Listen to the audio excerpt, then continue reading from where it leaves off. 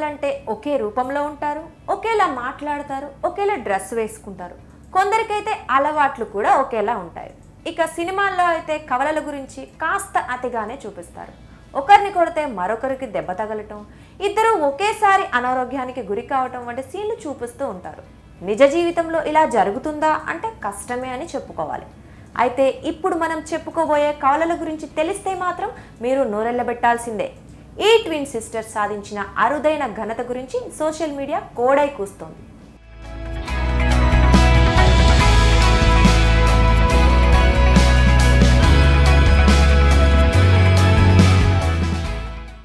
ఇదిగో వీరే కర్ణాటకలోని హసన్ ప్రాంతానికి చెందిన కవల అక్కా చెల్లెళ్ళు. పేర్లు చుక్కి, ఇబ్బని.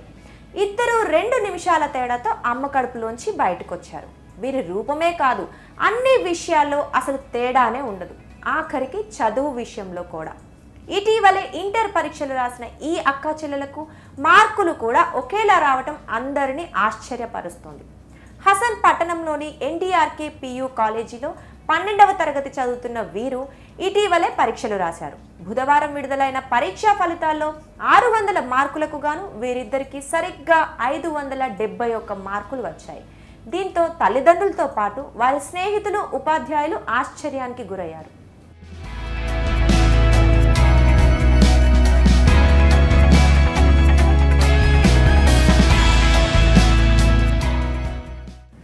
అయితే ఇక్కడ మరో ట్విస్ట్ కూడా ఉందండోయ్.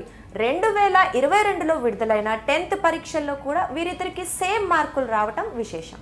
10వ తరగతిలో 625 మార్కులకు గాను చుక్కి, ఇబ్బనికి సరిగ్గా 620 మార్కులు వచ్చాయట.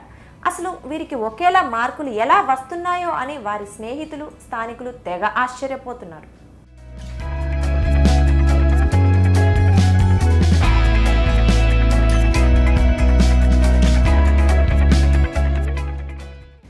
సాధారణంగా కవలలు ఒకేలాగా ఆలోచించటం, ఒకేసారి శారీరక సమస్యలు రావటం చూస్తాం.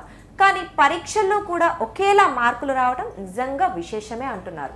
ప్రస్తుతం వీరిద్దరూ నీట్ కోసం సిద్ధమవుతున్నారు. నీట్ ఫలితాన్ని బట్టి మెడిసిన్ చేయాలా, ఇంజనీరింగ్ అనేది నిర్ణయించుకుంటామని చుక్కి, ఇబ్బని చెప్తున్నారు. ఈ ట్విన్ సిస్టర్స్ కేవలం చదువులోనే కాదు, సంగీతం, డాన్స్, క్రీడల్లో ముందుంటారని కుటుంబ సభ్యులు చెప్తున్నారు.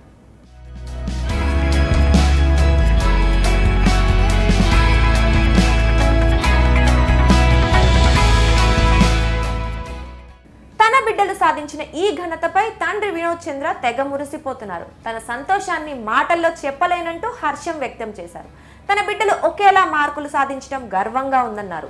ఇబ్బని లాంగ్వేజ్లో తన సోదరి కంటే ఎక్కువ మార్కులు తెచ్చుకుందని, సైన్స్, మిగిలిన సబ్జెక్టుల్లో ఇద్దరికి 1-2 మార్కులే తేడా ఉన్నాయి అన్నారు.